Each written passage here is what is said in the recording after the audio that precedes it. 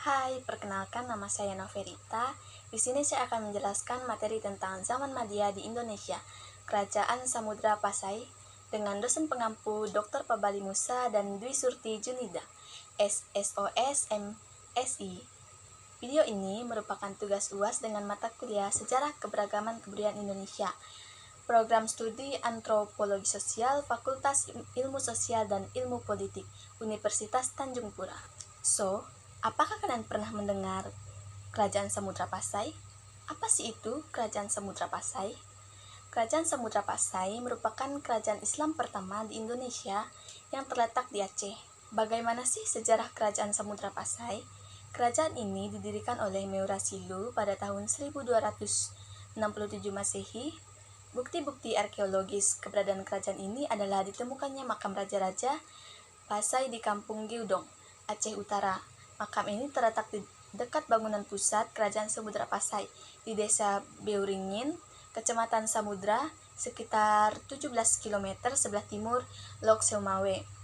Di antara makam raja-raja tersebut terdapat nama Sultan Malik Al-Saleh, Raja Pasai pertama. Malik Al-Saleh adalah nama baru Meurasilu setelah ia memasuki Islam dan merupakan Sultan Islam pertama di Indonesia. Berkuasa kurang lebih 29 tahun, dari 1297 hingga 1326 Masehi. Kerajaan Samudra Pasai merupakan gabungan dari Kerajaan Pasai dan Perulak dengan Raja pertama Malik Al-Saleh. Seorang pengembara Muslim dari Maghribi, Ibnu Battuta, sempat mengunjungi Pasai pada tahun 1346 Masehi. Ia juga menceritakan bahwa ketika ia di China, ia melihat adanya kapal Sultan Pasai di negeri China. Memang sumber-sumber di China ada menyebutkan bahwa utusan Pasai secara rutin datang ke China untuk mengirimkan upeti. Informasi lain juga menyebut bahwa Sultan Pasai mengirimkan utusan ke Quilon, India Barat pada tahun 1282 Masehi.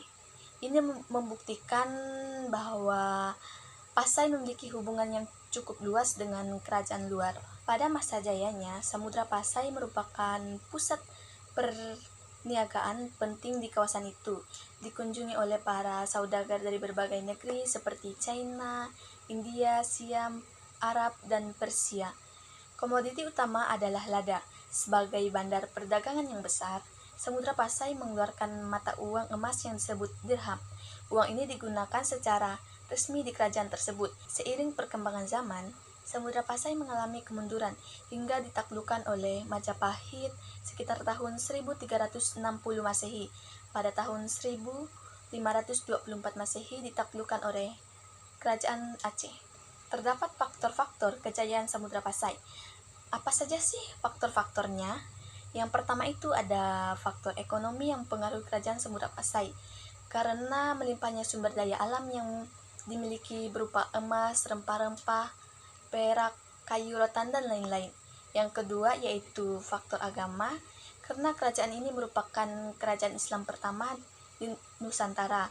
Maka kerajaan ini menjadikan Islam sebagai dasar hukum dan pemerintahan serta mendorong persebaran Islam di wilayah sekitarnya. Yang ketiga itu ada faktor geografis. Kerajaan ini memiliki peluang yang menarik untuk memanfaatkan posisinya sebagai lokasi singgah dan pusat perdagangan bagi para pedagang yang melintas Selat Melaka, karena kerajaan ini berada di tempat yang strategis yang menghubungkan Asia dan Eropa. Kerajaan Pasai juga memiliki bukti peninggalan sejarah, yaitu yang pertama ada artefak dan prasasti yang memberikan wawasan tentang arti kehidupan sosial, politik, dan agama Islam pada masa itu. Yang kedua itu ada makam raja-raja, salah satunya makam Malik Al-Saleh. Yang ketiga ada dirham. Dirham merupakan uang yang terbuat dari emas yang digunakan Samudra Pasai sebagai alat pembayaran. Yang keempat itu ada lonceng Cakradonya yang berupa mahkota besi berbentuk stupa yang digunakan sebagai penanda bahaya. Yang terakhir itu ada hikayat raja-raja berupa karya dalam bahasa Melayu yang menceritakan tentang Samudra Pasai. Sekian pemaparan materi dari saya tentang zaman Madya di Indonesia, Kerajaan Samudra Pasai. Terima kasih. See you.